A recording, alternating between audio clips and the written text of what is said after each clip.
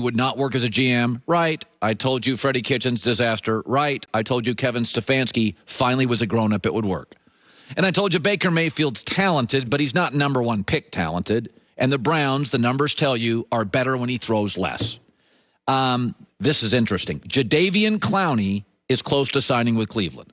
Now, Jadeveon Clowney is one of those guys that he's never quite lived up to the hype, but now he's undervalued. Okay, he can play. He's a good player. Now, he's not worth big money. He's not as good as his hype. But the idea that Jadeveon Clowney isn't good is ridiculous. Last time he was playing for Seattle, there was a playoff game. He made plays all over the field. Jadeveon Clowney's a good football player. He got so hyped out of college that we expect him to be Mike Tyson and knock everybody out. And that's just not what he is. He's inconsistent. But he's a really good football player. And my takeaway, if Clowney signs with Cleveland, they are now the third most talented team in the NFL. Tampa 1, best roster, Kansas City 2, and Cleveland 3. Well, Tampa just won a Super Bowl, and Kansas City won it 2 years ago. No more excuses for Baker Mayfield. Competent head coach, competent GM, best offensive line, great weapons, and they have done a great job to solve the back end of their defense this offseason. They really have. John Johnson, tremendous safety. So this morning, if Clowney signs with Cleveland, there are 4 overwhelming favorites in the AFC. Kansas City, Buffalo, Indy, and Cleveland. Baltimore's close, but not in that group. It is go time. It is go time for Baker Mayfield. This is a stacked roster if they get Clowney. You'd have Clowney, you got Myles Garrett, Olivier Vernon, just as pass rushers. Folks, this is a big deal. Don't buy into this Clowney is overrated. Clowney can play. Not worth big money, and Cleveland's not going to give him big money, but Clowney can play. Clowney's a playmaker. And when you have a team as good as Cleveland that got to the playoffs last year, you're looking for playmakers. You're not going to get Trent Williams left tackle on the market. You're not going to get that. But guys that can make plays in big spots, absolutely. I'd take Jadeveon Clowney tomorrow for that. I just don't want to build my franchise around him.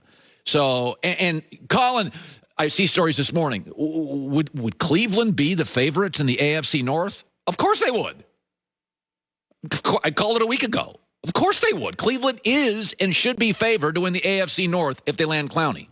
I'm not saying, listen, I said this last week before they had Clowney, but this is a real pickup. He's a real football player.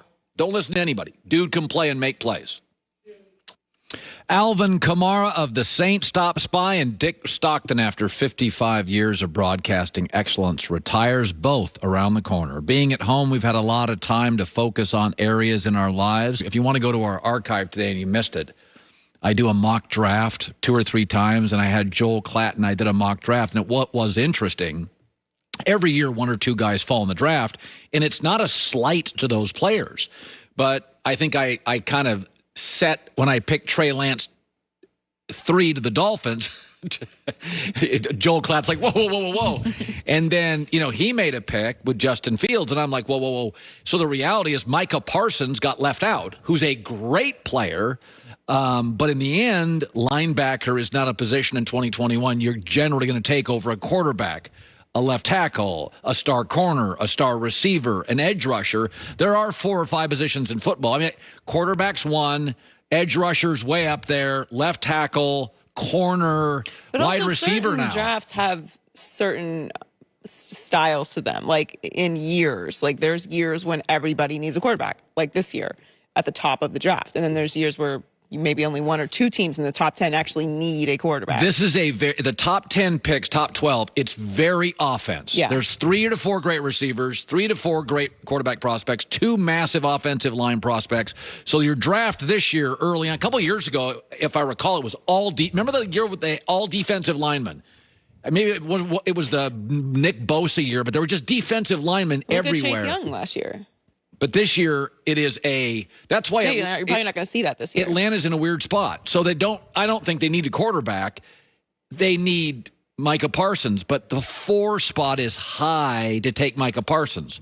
So it is you have the best tight end prospect of my life in Kyle Pitts. You have the second best quarterback prospect in a decade in Trevor Lawrence. You have Penei Sewell is a dominating left tackle in a sport where everybody wants a left tackle. So this is going to be all offense in your first 12 to 15 picks. So anyway, Klatt and I did it an hour ago. It was fun. Okay, James Harden is playing once again at an MVP level. I am not denying it. And last couple of weeks, Charles Barkley made quite a statement this week about the Brooklyn Nets star. He is the most awesome offensive player I've ever seen. Listen, Michael and Kobe were better players from the guard standpoint, but as far as offensively, they couldn't shoot threes like him. They were not as great as dribbling the basketball, going to the basket, getting fouled. I mean, this guy, every time he goes to the basket, he's going to hit somebody and get 2 free throws. Except in the playoffs. If you look at James Harden's regular season numbers and his postseason numbers, his field goal percentage goes down, his free throw attempts go down, his three-point percentage goes down, his points go down. They don't plummet, but they're not the same. Whereas Michael Jordan and Kobe were often at their greatest in the playoffs. We keep falling for 3 or 4 things in sports. One of the things we always fall for is the quarterbacks in the draft from big-name schools. They don't dominate the league. Go look at the last year's 8 division winners. Not a single one was from a football power. Look at Tua. Because from big-name schools, being a quarterback is all about comfort. Receivers are wide open. You never get hit. NFL quarterback is all about discomfort. Can you just get hit constantly?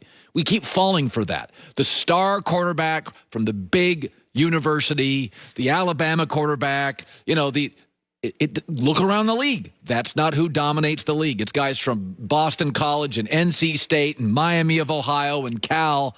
That's one of the things we fall for. The second thing we always fall for is the flashy point guard in the NBA that can't shoot. Derrick Rose, John Wall, Russell Westbrook. If you can't shoot and you're under 6'5" in this league, you will never dominate it. You will never be a huge factor in the playoffs. You got to be able to shoot. Now, if you're LeBron and can drive, or you're 6'9", you're a dominant wing or a big, that becomes less important. But if you're 6'4" or under and can't shoot, you become actually a playoff liability. The third thing in sports we always fall for is the 12-year, $400 million baseball contract. None have ever looked good halfway through it. The Mookie Betts deal is the first one that has a chance to not be awful because he's great, he's healthy, he signed it young enough, so by the end of it, he'll be out of his prime, but he won't be an old man. And that has a chance to be a good one. And even the last 3 years of that, and Mookie's the best player in the game or second best, you're way overpaying for him. James Harden's regular season dominance is falling into this category. If I have to hear another person tell me how great he is in the regular season, he's Karl Malone. And I covered Karl Malone. Karl Malone scored the second most points in league history. That's insane, right? In the history of the planet. Karl Malone scored the second most points. More than Michael, more than LeBron, more than Kobe, more than Hakeem, more than Shaq, more than everybody except Kareem. No rings, 2 final trips. Well, Karl Malone depended on the whistle. Look at the top 5 scorers of all time. Kareem's got 6 titles. LeBron's got 4. Kobe's got 5 and MJ 6. Karl, 0. Why? Don't tell me he didn't have help. John Stockton's a top 5 point guard ever. Jerry Sloan was a top 2 or 3 coach in the league.